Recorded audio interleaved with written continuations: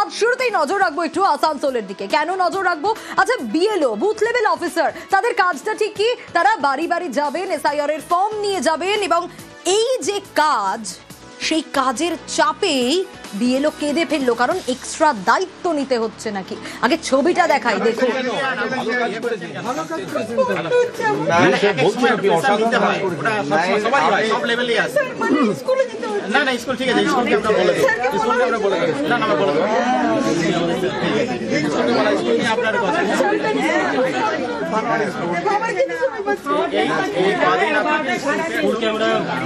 বলে দিয়েছি, কিন্তু আপনাকে যে ছাড়েনি সেটা আমাদের কাছে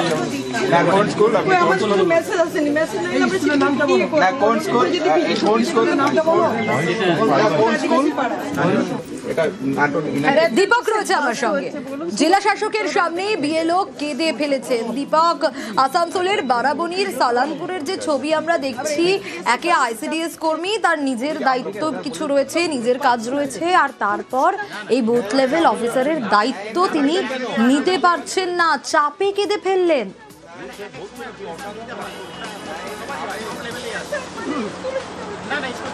একেবারেই জেলা শাসককে সামনে পেয়ে কেঁদে ফেললেন বিএলও। এই ঘটনা নজিরবিহীন কার্যত বলা যেতে পারে পশ্চিম বর্ধমানে। কারণ হচ্ছে, একজন মহিলা, সে নিজে পারিবারিক কাজ করছে এবং তার সাথে সাথে সে নিজের কাজ আইসিডিএস কেন্দ্রে তার কাজ করছে, এবং তারপরে এসআইআর এর বাড়তি দায়িত্ব তাকে দেওয়া হয়েছে, বিএলও করা হয়েছে বারাবণী বিধানসভার 67 নম্বর বুথে। তাতে কিন্তু অতিরিক্ত চাপ বেড়েছে। প্রথমে কয়েকদিন সে কাজ করতে পেরেছিল, কিন্তু যত দিন যাচ্ছে এবং সাধারণ মানুষের যে চাপ বাড়ছে তার উপরে, তাতেই কিন্তু সেই চাপ সামলাতে না পেরে আজকে জেলা শাসক বারাবণী বিধানসভার সালানপুর ব্লকে এক কর্মসূচিতে যান, এবং সেই কর্মসূচিতে জেলা শাসকের কাছে গিয়ে নিজের সমস্যার কথা জানান, এবং সমস্যার কথা জানাতে জানাতেই তিনি যা চাপ পড়ছে সেটাও জানালেন তিনি, এবং কেঁদে ফেললেন। বেশ,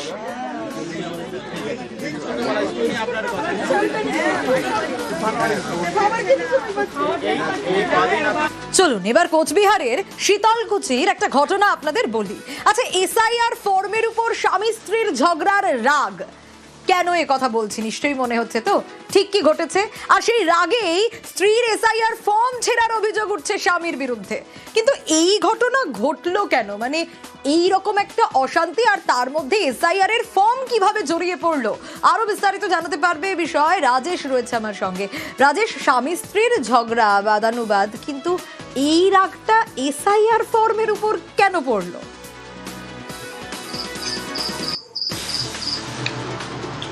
দেখো, শীতলকুচি ব্লকের গোলেনাহাটি গ্রাম পঞ্চায়েতের গাছতলা এলাকায় কিন্তু এই স্বামী স্ত্রীর বিবাদের জেরেই স্ত্রীর এসআইআর ফর্ম ছিঁড়ে ফেলার অভিযোগ উঠল স্বামীর বিরুদ্ধে। তবে যেটা জানা যাচ্ছে, সেই স্বামী স্ত্রীর মধ্যে বিবাদের জন্য প্রায় 3 বছর ধরে স্বামী এবং স্ত্রী তারা কিন্তু আলাদাভাবে থাকছেন, এবং তাদের মধ্যে কোনো বনিবনা নেই। এবং আজ যখন বিএলওর কাছ থেকে আরজিনা বিবি তিনি সেই এসআইআর ফর্মটি সংগ্রহ করেন, অভিযোগ উঠেছে যে তার স্বামী তখন সেই মুহূর্তে ঘটনাস্থলে উপস্থিত হয়ে তার স্ত্রীর ফর্মটি ছিঁড়ে ফেলেন। এই ঘটনাকে কেন্দ্র করে রীতিমতো চাঞ্চল্য ছড়িয়ে পড়ে এলাকায়। তবে তার স্বামীর যেটা দাবি যে তিনি এসআইআর ফর্ম ছিঁড়ে ফেলেননি, তার বিরুদ্ধে মিথ্যা অভিযোগ করছে।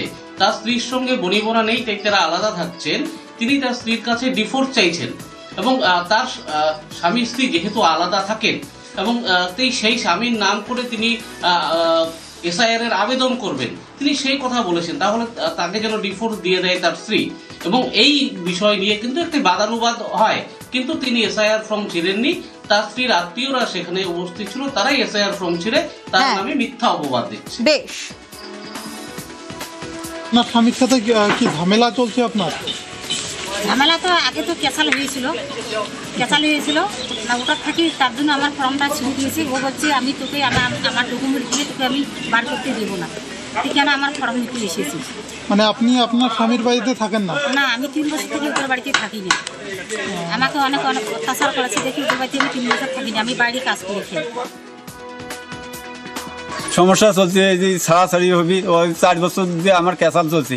তা আমি বলি ডকুমেন্ট কেন নিয়ে যাবি, তা তুই যদি আমার কাছে না আসিস তা আমার সইটে দিয়ে চলে যা, আমার ডকুমেন্ট নিয়ে তুই কাজ চালাবি আর আর স্বামী হিসেবে আমার খারাপ হয়ে তুই এদিক ইয়ে করবি। মানে আপনি ডিভোর্স চাইছেন? হ্যাঁ, ডাইভোর্স আছেই। হাইকোর্টের নির্দেশ কি ছিল? পরিযায়ীদের ফেরানোর কথা, কিন্তু হাইকোর্টের নির্দেশেও ফেরানো হয়নি পরিযায়ীদের। কেন্দ্রের বিরুদ্ধে আদালত অবমাননার অভিযোগ। আরো বিস্তারিত জানবো অর্ণবের কাছ থেকে। অর্ণব, নির্দেশ জারি করেছিল হাইকোর্ট, ফেরানোর কথা ছিল পরিযায়ীদের, এবার কেন্দ্রের বিরুদ্ধে আদালত অবমাননার অভিযোগ।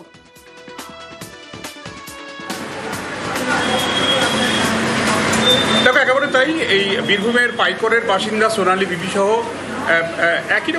একই পরিবার বলা যায়, 6 সদস্য, তার মধ্যে অন্তঃসত্ত্বা সোনালী বিবি। দিল্লি থেকে তাকে বাংলা বলায় বাংলাদেশি তকমা দিয়ে তড়ি ঘড়ি তাদের বাংলাদেশে পুশব্যাক করা হয়েছে বা ডিপোর্ট করা হয়েছে। এবং এই পুরো পদ্ধতিটা আইন বিরুদ্ধ বলে চতুর্থীর দিন, পুজোর ঠিক আগে, বিচারপতি তপব্রত চক্রবর্তী ডিভিশন বেঞ্চ কেন্দ্রীয় সরকারের এই সিদ্ধান্তকে আইন বিরুদ্ধ বলে সেটাকে খারিজ করে দেয়, বাতিল করে দেয়। শুধু তাই নয়, একই সঙ্গে 4 সপ্তাহের মধ্যে যাতে বাংলাদেশ থেকে এই দেশে বীরভূমে নিজের বাড়িতে ফিরতে পারে সোনালী বিবি সহ তার পরিবারের প্রত্যেককে, সেই নির্দেশও জারি করে।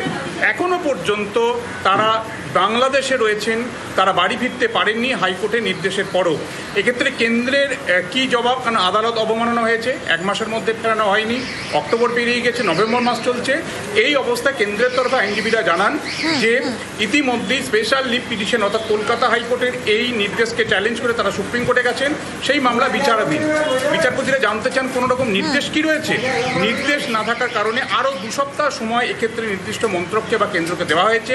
28 তারিখ এই মামলা ডিভিশন বেঞ্চ শুনানি করবে এবং সেক্ষেত্রে আদালত অবমাননার মামলা যেহেতু গ্রহণ করা হয়েছে, এক্ষেত্রে ওই দিন পর্যন্ত যদি কোনো আউটকাম না আসে, হয় সুপ্রিম কোর্টে কোনো নির্দেশ বা কোনো আউটকাম যদি না আসে, কড়া পদক্ষেপের পথে হাঁটতে পারে, তার একটা ইঙ্গিত দিয়ে রেখেছে বিচারপতি তপব্রত চক্রবর্তীর ডিভিশন বেঞ্চ।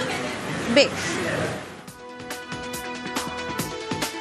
জীবিত হয়েও মৃত, 60 পেরিয়ে গিয়েছে, সুস্থও তিনি, কিন্তু কাগজে কলমে না, কাগজে কলমে তিনি বেঁচে নেই।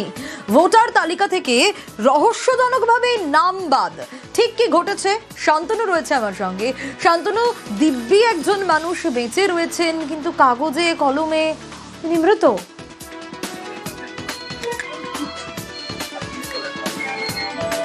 দেখো, এই প্রশ্নটা কিন্তু বৃদ্ধা বকুল সরকার নিজেই তুলছেন। তার বক্তব্য হচ্ছে 40 বছর ধরে তিনি কিন্তু ভোট দিয়ে আসছেন, তার বয়স 60 পেরিয়ে গেছে।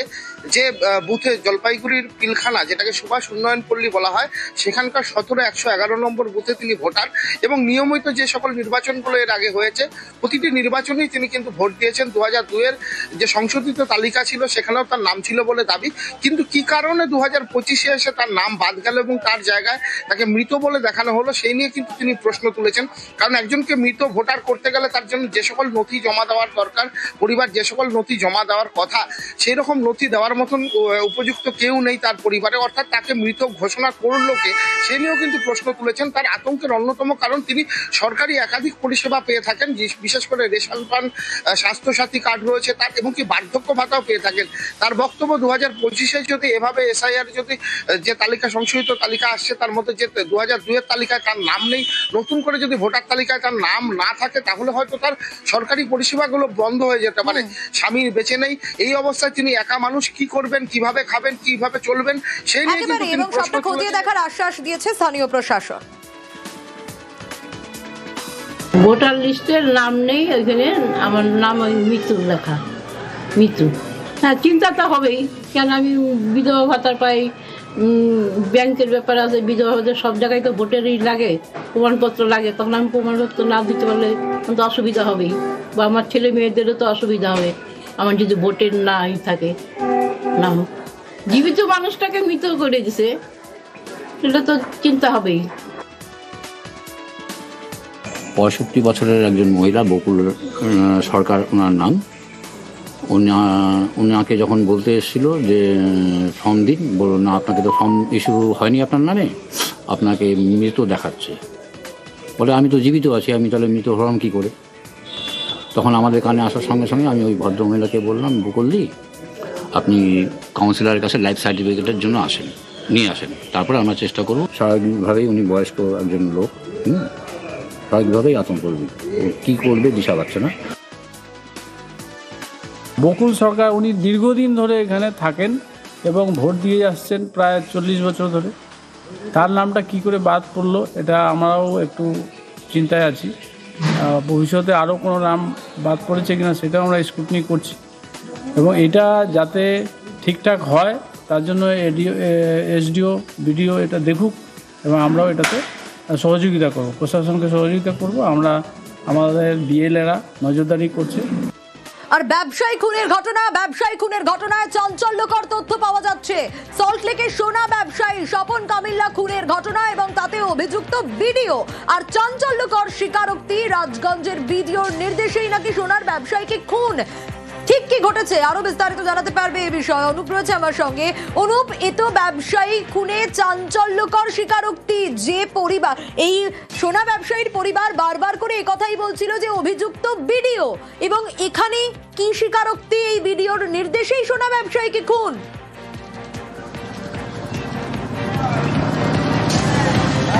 দেখো, স্বর্ণ ব্যবসায়ী খুনের ঘটনা কিন্তু একেবারে স্বীকারোক্তি অভিযুক্তদের এবং ভিডিওর নির্দেশে কিন্তু গোটা খুনের ঘটনা ঘটেছে বা দেহ লোপাটের ঘটনা ঘটেছে, এমনটাই কিন্তু স্পষ্ট একেবারে পুলিশের জিজ্ঞাসাবাদ গোয়েন্দাদেরকে একেবারে তারা জানান। এবং এই যে গোটা ঘটনা, সেই ঘটনা কিন্তু একেবারে পুলিশের পক্ষ থেকে যখন জিজ্ঞাসাবাদ করা হয়েছিল এই স্বীকারোক্তি দিয়েছিল, ঠিক তেমনই গোয়েন্দাদের জিজ্ঞাসাবাদ, সেই জিজ্ঞাসাবাদে কিন্তু একই রকম স্বীকারোক্তি। বলা হচ্ছে ব্যবসায়ী যে খুন করা হয়েছিল সেখানে কিন্তু গোটা নির্দেশ ভিডিওর তিনি নিজে দিয়েছিলেন। দেহ লোপাটের তথ্য তিনি কিন্তু একেবারে এই নির্দেশ তিনিই দিয়েছিলেন। তো তাই নয়, দুজনকে যে গ্রেপ্তার করা হয়েছিল, গ্রেপ্তারের পরবর্তী ক্ষেত্রে দুটি ফোন বাজেয়াপ্ত করা হয়েছিল। দুটি ফোন থেকে কিন্তু একাধিক তথ্য পাওয়া যাচ্ছে। এই যে গোটা ঘটনার আগের মুহূর্ত থেকে শুরু করে পরে প্রত্যেক জায়গায় কিন্তু ভিডিওর সঙ্গে সরাসরি যোগাযোগ করা হয়েছিল বা ভিডিওর ফোনও কিন্তু ইতিমধ্যেই পুলিশের নজরে। তার কারণ দেখা যাচ্ছে ভিডিও একাধিকবার কিন্তু এই দুই অভিযুক্তের সঙ্গে যোগাযোগ করেছিল। ঘটনা যখন ঘটে তার আগের মুহূর্ত এবং একবারে খুন করে দেহ লোপাট পরের মুহূর্ত কিন্তু ভিডিও যোগাযোগ করেছিল। আর এখানে কিন্তু জোরালো তথ্য খাড়া হচ্ছে পুলিশ জিজ্ঞাসাবাদের পরে, গোয়েন্দাদের জিজ্ঞাসাবাদ, সেখানে কিন্তু একেবারে এই তথ্য খাড়া হচ্ছে বা স্বীকারোক্তি। গোটা নির্দেশ কিন্তু ভিডিওর নির্দেশেই খুন করা হয়েছিল। পরবর্তী ক্ষেত্রে দেহ লোপাট প্রত্যেকটি একেবারে ভিডিও নিজে নির্দেশ দিয়েছিলেন, সেই হিসাবেই কিন্তু হয়েছেন। এবং দেহ যখন লোপাট করা হয় সেই সময় কিন্তু এই ভিডিও নিজে উপস্থিত ছিলেন সেই ঘটনাস্থলে এবং এই দুই অভিযুক্তের হেফাজতে নিয়ে জিজ্ঞাসাবাদে কিন্তু এই স্বীকারোক্তি এমনটাই উঠে আসছে। বেশ, অবশ্যই আমাদের নজর থাকবে অনুপ, এবং ভিডিওকে গ্রেপ্তারের দাবি, সেই গ্রেপ্তারের দাবিতে একেবারে ধুন্ধুমার অবস্থা। জলপাইগুড়ির ছবিটা দেখাই আপনাদের, রাজগঞ্জ বিডিও অফিসের সামনের ছবি দেখছেন, সেই সময়কার ছবি। উত্তেজনার পরিস্থিতি তৈরি হয়েছিল, পুলিশের সঙ্গে একেবারে ধস্তাধস্তি বিজেপি কর্মীদের।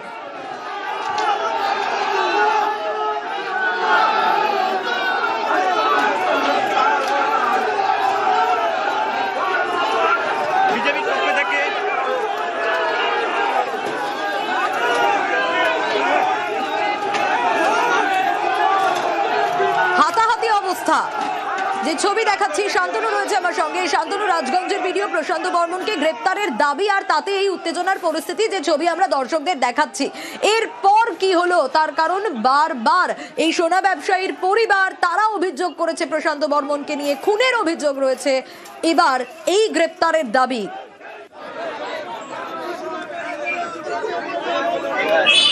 দেখো, চূড়ান্ত সময় কিন্তু বিজেপির তরফ থেকে বেঁধে দেওয়া হয়েছে। আজকের আন্দোলন শেষে তাদের বলে দেওয়া হয়েছে যে পুলিশকে যে 10 দিন চূড়ান্ত সময় বেঁধে দেওয়া হলো, তার মধ্যে যদি ভিডিও প্রশান্ত বর্মন, যিনি খুন এবং অপহরণের অভিযোগে অভিযুক্ত, তাকে যদি পুলিশ গ্রেপ্তার না করে তাহলে কিন্তু এর চাইতেও বড় অর্থাৎ বৃহত্তর আন্দোলনে তারা নামবেন। প্রয়োজনে কিন্তু ভিডিও অফিসে তালা ঝুলিয়ে দিয়ে কাজকর্ম বন্ধ করে দেবেন, এরকম একটা হুঁশিয়ারি কিন্তু আজকে বিজেপির তরফ থেকে দেওয়া হয়েছে। কারণ বিজেপির একটা ঘোষিত কর্মসূচি ছিল, আজকে তারা ভিডিও অফিস ঘেরাও করবেন, ভিডিও অফিসে ভেতরে প্রবেশ করবেন এবং তারা গ্রেপ্তারের দাবি জানাবেন। কিন্তু সেই কর্মসূচির আগেই কিন্তু যাতে আইন শৃঙ্খলা পরিস্থিতি কোনো অবনতি না হয় তার জন্য পুলিশ কিন্তু মোতায়েন ছিল বিজেপি অফিস চত্বরে এবং বাসের ব্যারিকেড করে বিজেপি কর্মী সমর্থককে আটকানো ব্যবস্থা করা হয়েছিল। কিন্তু দেখা যাচ্ছে যে কিছুক্ষণের মধ্যেই সেই কর্মী সমর্থকরা বিজেপির মুহূর্তের মধ্যেই কিন্তু সেই ব্যারিকেড ভেঙে দেয়, বাস ভেঙে ভেতরে ঢোকার চেষ্টা চালায়, কিন্তু অতিরিক্ত পুলিশ বাহিনী তাদেরকে আটকে দেয়। আটকে দেওয়ার পর কিন্তু তারা সেখানেই বিক্ষোভ দেখান এবং তারা দাবি জানান যে 10 দিনের চূড়ান্ত সময়সীমা বেঁধে দেওয়া হলো। কারণ সাধারণ মানুষ যদি কোনো অপরাধ করে থাকে সেক্ষেত্রে পুলিশ যতটা সক্রিয় হয়, এক্ষেত্রে কেন পুলিশ নিষ্ক্রিয় হচ্ছে? একজন ভিডিওকে কেন নিরাপত্তা দিয়ে রাখা হচ্ছে সেই নিয়ে তারা প্রশ্ন তুলে 10 দিনের চূড়ান্ত সময়সীমা বেঁধে দিয়েছেন। একেবারে অবশ্যই নজর থাকবে কবে গ্রেপ্তার হন প্রশান্ত বর্মন। আর এবার নজর রাখবো 2 বছর পর শিশু চুরি হয়ে গিয়েছিল, তাকে মা ফিরে পেলেন। তমলুকের নিমতৌরির এই ঘটনা, 2023-এর অগস্টে এই ঘটনা ঘটেছিল। সেই ঘটনায় এবার 2 বছর পর নিজের সন্তানকে মা ফিরে পেলেন। কিভাবে ফিরে পেলেন? সুজিত রয়েছে আমার সঙ্গে। সুজিত, 2 বছর কম সময় নয়, 2 বছর পর চুরি যাওয়া শিশুকে কিভাবে খুঁজে পেলেন মা?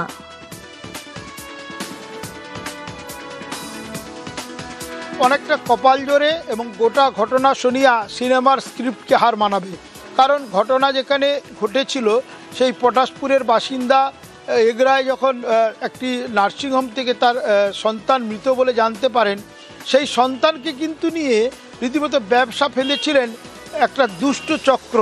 তারা এভাবেই সন্তানদেরকে, সদ্যজাত সন্তানদেরকে বিক্রি করে, 2 লক্ষ টাকায় বিক্রি করেছিল। 2 বছর আগের ঘটনা।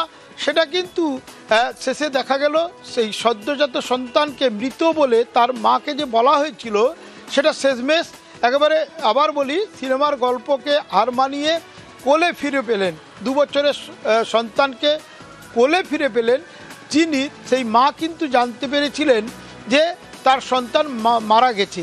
কি একেবারে বলা যায় বীভৎস ঘটনা। দেখো, একজন সন্তান সম্ভব যিনি প্রসব করার জন্য ভর্তি হয়েছিলেন বেসরকারি নার্সিংহোমে, সেখানে তার সন্তান হয়, কিন্তু তাকে জানানো হয় শুনিয়া যে তার সন্তান মারা গেছে, ডাস্টবিনে ফেলে দেওয়া হয়েছে। এত নৃশংস ঘটনা। কিন্তু রামনগরে ওই সন্তানকে বিক্রি করে দেওয়া হয়েছিল 2 লক্ষ টাকায়। একেবারে। আর জেলা আইনি পরিষেবা কর্তৃপক্ষের উদ্যোগে পরিবারও খুশি। 25/8/2023 আমার ছেলের সন্তান হয়েছিল। নার্সিংহোমের মালিকরা বলেন যে আমার ছেলে মারা গেছে, আমাকে মৃত বলে বলেছে। তাই ম্যাম, লোক আদালত থেকে ম্যাম আমাকে সাহায্য করেছে। 2 বছরের পর আমি আমার ছেলেকে আমার কাছে ফিরে পেয়েছি। এতদিন হোমে ছিল। আমি অনেক খুশি ম্যামের জন্য যে আমি 2 বছরের পরে আমি আমার ছেলেকে ফিরে পেয়েছি।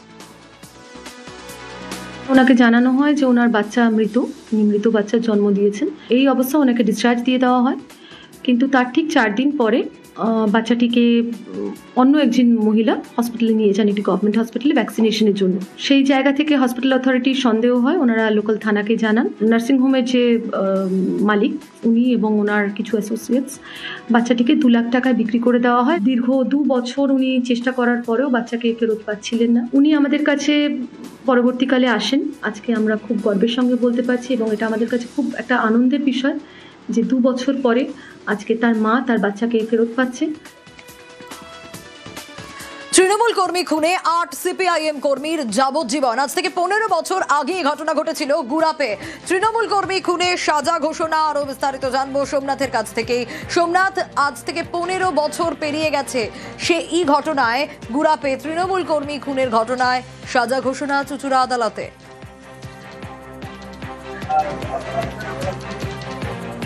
হ্যাঁ, দেখো, এই তৃণমূল কর্মীকে গুড়াপে নৃশংসভাবে খুন করে এই সিপিএম 10 জন সিপিএম কর্মীরা। সেই 10 জন সিপিএম কর্মীর মধ্যে কেস চলাকালীন 2 জন সিপিএম কর্মী মারা যায়। আজ তাদেরকে চুঁচুড়া আদালত সাজা ঘোষণা করে, যাবজ্জীবন সাজা ঘোষণা করে। এই 15 বছর আগের ঘটনা। 15 বছর আগে সে কাজ করে তার বন্ধুর বাড়িতে গেছিল, তপন রুইদাসের বাড়িতে। রুইদাসের বাড়িতে যখন যায় সন্ধ্যেবেলায়, ডাক করেছিল 10 জন সিপিএম কর্মী। সেই সিপিএম কর্মীরা তার বাড়িতে ঢুকে অস্ত্র দিয়ে নৃশংসভাবে তাকে হত্যা করে। সেই হত্যা করার পর প্রমাণ লোপাটের জন্য সেই তার বন্ধু এবং তার বন্ধুর ভাইয়ের স্ত্রী তাদেরকে দিয়ে রক্ত পড়ে থাকে সেই রক্ত মোছায় এবং তার যে সাইকেল ছিল, জুতো ছিল, একটি পাশের পুকুরে ফেলায়। আর তার যে ক্ষুদিরাম হেমব্রম ছিল তার দেহ একটি বস্তাবন্দি করে অন্য জায়গায় ফেলে এবং প্রমাণ লোপাটের জন্য এই যে 12 জন সাক্ষী দেয় এবং 4 জন তারা 4 জন ওই পরিবারের, যে বন্ধুর পরিবারের 4 জন আর 12 জন সাক্ষীর ভিত্তিতে এই যে 8 জন যে দোষী অভিযুক্তদের আজ তাদেরকে চুঁচুড়া আদালত যাবজ্জীবন সাজা ঘোষণা করে। ফাঁসি হলে তো আমার আরো ভালো, জানো। ওরা আমার স্বামী তো যাবজ্জীবন তো চলেই গেল। আমি ছেলে মেয়েগুলোকে কত কষ্টে মানুষ করেছি, কি আমরা রায়কে মেনে নেবো? কি করবো? ছেলেটাকে আমি আগলে নিয়ে, ওদের চলে আমি আগলে নিয়ে ঘুরেছি। আমি খালি ওদের ভয়ে যদি আমার স্বামীকে মতন ছেলেকেও যদি মেরে দেয় সেই জন্য আমি দেশ আদেশ করেছিলাম। রায়টা মেনে নিচ্ছেন? মেনে নিচ্ছি, কি করবো, ফাঁসি হলে আরো তো ভালো হতো। এবার একটা ছবি আপনাদের দেখাবো, যে ছবি দেখলে হতবাক হবেন আপনি, রাগ হবে আপনার। প্রধান শিক্ষিকা কান ধরে উঠবোস করছে। হ্যাঁ দেখুন, সিসি ক্যামেরা ফুটেজ, জলপাইগুড়ির ছবি আপনাদের দেখাচ্ছি।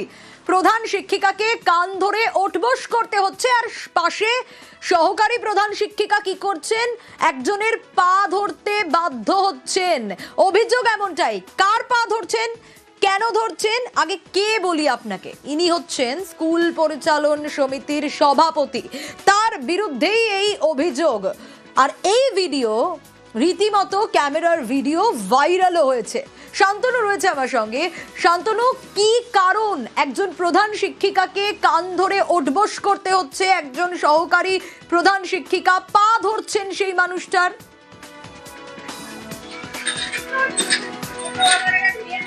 দেখো, এই ছবি সমাজ মাধ্যমে ছড়িয়ে পড়তেই কিন্তু বিভিন্ন মহলে বিভিন্ন প্রশ্ন উঠছে, নিন্দার ঝড় উঠেছে এবং এই ছবির সত্যতা স্বীকার করেছেন খোদ প্রধান শিক্ষিকা নিজেই জানিয়েছেন যে গত 4ই জানুয়ারি এই ঘটনাটি ঘটেছিল এবং এর পেছনে মূল কারণ ছিল যে তাকে চাপ দেওয়া হচ্ছিল স্কুলে অতিরিক্ত আরো 125 জন ছাত্রীকে ভর্তি নেওয়ার 5ম শ্রেণীতে, কিন্তু স্কুলে এমনিতেই 2000-এর বেশি ছাত্রীর সংখ্যা, সেক্ষেত্রে আরো অতিরিক্ত চাপ নেওয়া সম্ভব নয়।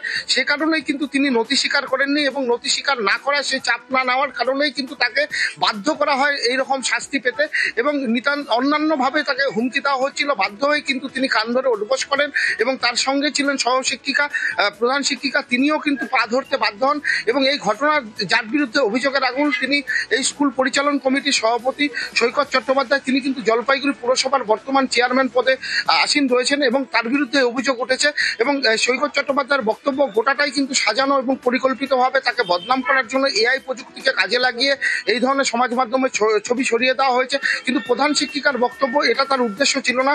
10 মাস আগে যখন এই ঘটনা ঘটেছিল তখনই কিন্তু তিনি শিক্ষা দপ্তরে নালিশের পর আইনের দরবারে প্রধান শিক্ষিকা আর এআই প্রযুক্তি ব্যবহারের পাল্টা দাবি পরিচালন সমিতির সভাপতি। হ্যাঁ, ধরতে বাধ্য করেছিল। 8 নম্বর ওয়ার্ডে আমাকে অনেক রকম হুমকির সম্মুখীন হতে হয়েছে এবং আমি বেশ কিছু ঘটনার সম্মুখীন হয়েছি। আমি থানাতে জিডিও করতে গেছিলাম, কিন্তু থানা থেকে জিডি নেয়নি, ফলে আমিও মেল মারফত জিডি করেছি, 2টো রিট পিটিশন করেছি এবং 2টোই হিয়ারিং এর পর্যায়ে রয়েছে। হুমকির বিষয় চলছে এবং ভীষণ চাপে আছে। সহপ্রধান শিক্ষিকা এবং প্রধান শিক্ষিক আবদারগুলো মেনে নেননি বলেই উনি ভীষণভাবে আমাদের দুজনকেই খুব হ্যাকেল করার চেষ্টা করেছেন। আমার বাড়িতে সিসিটিভি লাগাতে হয়েছে, সিঙ্গেল আর্নার, আমি মেয়ে নিয়ে থাকি।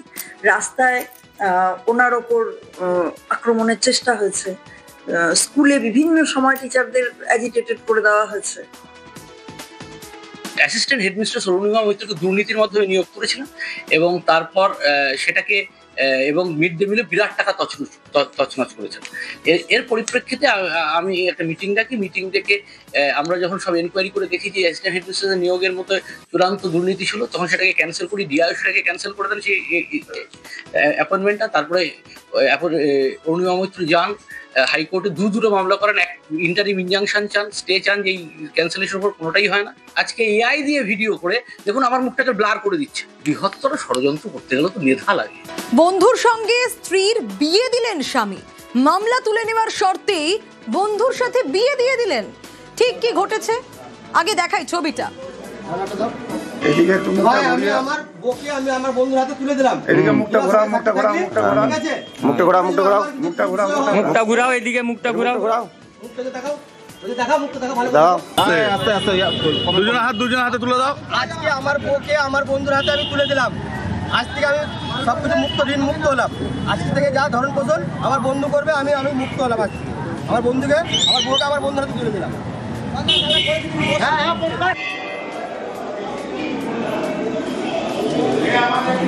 সুপ্রতিম রয়েছে আমার সঙ্গে, সুপ্রতিমের কাছ থেকে জানি।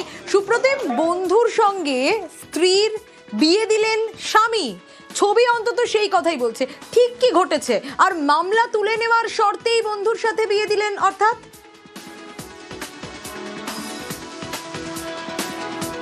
একদম দেখো যে ঘটনা ঘটেছে সেটা হচ্ছে বীরভূমের সাঁইথিয়ার এবং সাঁইথিয়ার 8 নম্বর ওয়ার্ডের বাসিন্দা এই যে বাপি মণ্ডল, তার সঙ্গে তারাপীঠের পঞ্চমী মণ্ডলের বিয়ে হয় 9 বছর আগে। তাদের একটা 7 বছরের সন্তানও রয়েছে, কিন্তু এরই মধ্যে তাদের মধ্যে দাম্পত্য কলহ হয় এবং তখন কিন্তু পঞ্চমী মণ্ডল এই বাপি মণ্ডলের নামে একটি মামলা দায়ের করেন এবং সেই মামলা কিন্তু এখনো চলছিল এবং তারপর থেকে কিন্তু পঞ্চমী মণ্ডল নিজের বাড়িতে অর্থাৎ তারাপীঠেই থাকতো। কিন্তু এরই মাঝে ওই বাপি মণ্ডলের যে বন্ধু জিৎ কুমার মির্জা, তার সঙ্গে পঞ্চমী মণ্ডলের ফোনালাপ হয় এবং তারপর একটা প্রেমের সম্পর্ক গড়ে ওঠে এবং তারপর থেকেই কিন্তু তাদের দুজনের মধ্যে একটা প্রেমের সম্পর্ক গড়ে ওঠে এবং সেই ঘটনা যখন বাপি মণ্ডল জানতে পারে তখন কিন্তু বাপি মণ্ডল তার স্ত্রীকে শর্ত দেয় যে তিনি তার স্বাভাবিকভাবেই প্রশ্নটা উঠবে যে কি এমন মামলা যে কারণে নিজের স্ত্রীকে বন্ধুরাতে তুলে দিলেন, একেবারে বিয়ে দিয়ে দিলেন।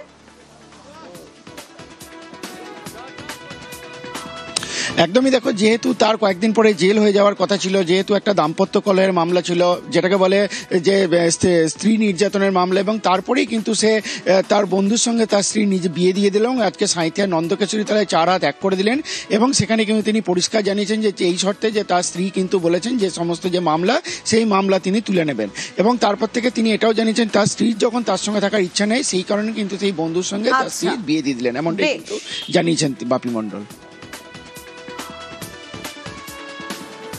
বিয়ে করলেন?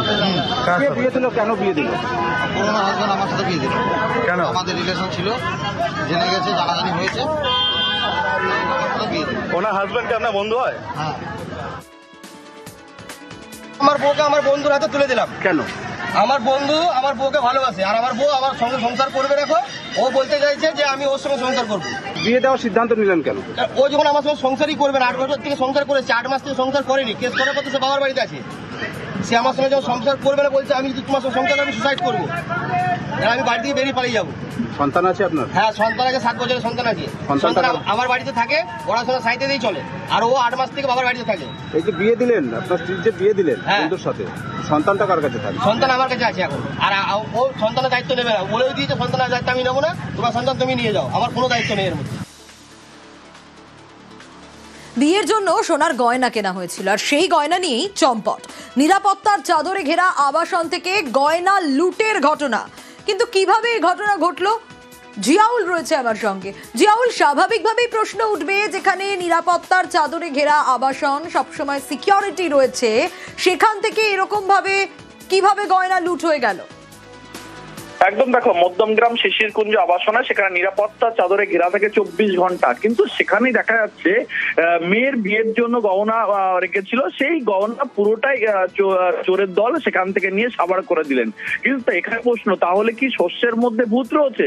এই দম্পতি তারা শুধুমাত্র 1 ঘন্টার জন্য সন্ধ্যেবেলা হাঁটতে বেরোন, কিন্তু সেই সুযোগটাই কাজে লাগিয়ে চোরের দল একেবারে বাড়িতে যায়। সেখানে প্রায় 16 লক্ষ টাকার জন্য 16 লক্ষ টাকা দামের প্রায় মেয়ের গহনা, বিয়ের জন্য গহনা মজুত করা ছিল, সেইখান থেকে গিয়েই সেই চোরের দল সম্পূর্ণ সেই সোনা গহনা সম্পূর্ণ নিয়ে চম্পট দেয়। কিন্তু এখানেই প্রশ্ন, যেখানে এত নিরাপত্তা থাকার পরেও কিভাবে চোরের দল সেখানে ঢুকলেন? ইতিমধ্যেই মধ্যমগ্রাম থানায় লিখিত অভিযোগ দায়ের হয়েছে। অভিযোগের ভিতরে পুলিশ একাধিক সিসিটিভি ফুটেজ এবং যারা নিরাপত্তা রয়েছে সবটাই। গঙ্গারামপুরে ভুল রক্তে রোগী মৃত্যুর ঘটনা। রোগী মৃত্যুর অভিযোগে জাতীয় সড়ক অবরোধ। দিন কয়েক আগেই গঙ্গারামপুর হাসপাতালে মহিলা ভর্তি হয়েছিলেন, কিন্তু ঠিক কি অভিযোগ উঠে আসছে আগে দেখি, নজর রাখি। সবসময় গাফলতি থাকে, শুধু গেটেই নিয়ম করে স্যার, ভিতরে কেতি পড়াই হলো যারা ইয়ে আছে দেখাশোনার জন্য যারা আছে ওরা কেতি পড়াচ্ছে, সিস্টাররা হাত দিয়েও ছুঁয়ে দেখতেছে না। আমাদের যেটা টাকা দেওয়া রক্তের গ্রুপের ইয়ে খুলে রাখছে, তাহলে যেটা রক্ত বাইরে টাকা দিয়ে করতে হবে সেগুলো বাইরের ক্লিনিক করবে, ওটা তো হসপিটালে থাকার প্রয়োজন না, সেটাও এরা টাকা দিয়ে ওইখানে করাচ্ছে স্যার। আপনার ওই অ্যাসিস্ট্যান্ট সুপারের পরিবর্তন? হ্যাঁ,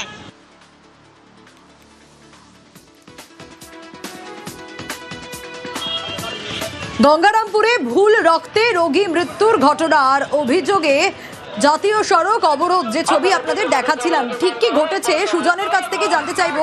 সুজন, সম্প্রতি আমরা দেখেছি নাম বিভ্রাট, এক রোগীর রক্ত অন্য রোগীকে দিয়ে দেওয়ায় বর্ধমানের সাংঘাতিক ঘটনা, এভাবেই মৃত্যুর ঘটনা ঘটেছিল। এখানেও কোথাও গিয়ে ভুল রক্তে রোগী মৃত্যুর অভিযোগ উঠে আসছে, ঠিক কি ঘটেছে? একদমই সোনিয়া, তোমাকে জানিয়ে রাখি যে এই যে বর্ধমানের পর কিন্তু গঙ্গারামপুর সুপার স্পেশালিটি হাসপাতালের ঘটনা, ভুল রক্ত পরিবেশনের জন্য কিন্তু রোগী মৃত্যু ঘটেছে। আমরা তোমাকে যদি ডিটেলস একটু বলতে যাই যে কুসুমুন্ডি এলাকার এক তরুণী, তিনি কিন্তু তার শারীরিক অসুস্থতার জন্য গঙ্গারামপুর সুপার স্পেশালিটি হাসপাতালে ভর্তি হয়েছিলেন গত অক্টোবর মাসের 28 তারিখ নাগাদ, এবং তার 2 তারিখে তাকে রক্ত পরীক্ষা করানোর জন্য গঙ্গারামপুর সুপার স্পেশালিটি হাসপাতালের তরফ থেকে জানানো হয়, এবং সেই যে রুগী তার কিন্তু প্রয়োজন ছিল ও পজিটিভ রক্ত, এবং সেই ও পজিটিভের পরিবর্তে কিন্তু তাকে এবি পজিটিভ রক্ত তার দেহে প্রবেশ করানো হয়, যার ফলেই কিন্তু রুগীর যে শারীরিক অসুস্থ আরও বেশি গুরুতর অবস্থায় হয়, এবং যে ঘটনা জানার পরপরই কিন্তু পরিবারের লোকজনেরা গঙ্গারামপুর সুপার স্পেশালিটি হাসপাতাল থেকে স্থানান্তরিত করা হয় মালদা মেডিকেল কলেজ হাসপাতালে, এবং সেখানে তারা জানতে পারেন যে গঙ্গারামপুর সুপার স্পেশালিটি হাসপাতালে ভুল রক্ত পরিবেশন করা হয়েছে, যার যেদিন থেকেই কিন্তু ক্ষোভে ফুঁসছিলেন পরিজনরা এবং আদিবাসী সমাজের মানুষেরা। আজ কিন্তু দুপুরে একদম তার সেই ক্ষোভের বহিঃপ্রকাশ ঘটেছে। রাজ্য সরকার এবং তারপর পুলিশি আশ্বাসে অবরোধ তুলে নেন অবরোধকারীরা। রোগীর কোন ভুল রক্তের জন্য কি রোগী মারা গিয়েছে? কোন গ্রুপটা লাগতো রোগীর গায়ে? পজিটিভ লাগতো। মালদায় গিয়েছিল, তখন বলেছিল যে ও পজিটিভ লাগবে, ও পজিটিভ। এখানে কোনো কারণ দেখি গঙ্গারামপুর সুপারিশ হাসপাতালে কোনো নির্ধারিত করতে পারিনি যে রোগীর কোন ব্লাড লাগবে। ওই জন্য আজকে কি করলেন আপনারা? ওই জন্য আমরা আজকে পথ অবরোধ করলাম। আমরা ওদের নির্দিষ্ট কিছু দাবি দেওয়া ছিল, ওদেরও মন মেজাজ খুব খারাপ এরকম একটা ঘটনার জন্য। তো আমরা বলেছি যে আমরা ঊর্ধ্বতন কর্তৃপক্ষের সঙ্গে কথা বলে যা নির্দিষ্টভাবে সম্ভব তদন্তের ব্যাপারে সেটা ঊর্ধ্বতন কর্তৃপক্ষ করবেন, এবং সিএমওইচ স্যারের কাছে আমরা ওনাদের দাবি দেওয়াগুলো ডেফিনেটলি ফরওয়ার্ড করে দেবো, যাতে যদি সম্ভব হয় যতটা সম্ভব ওনাদের জন্য যাতে করা যায়। এইটুকু পর্যন্তই কথা, তার বেশি কিছু আর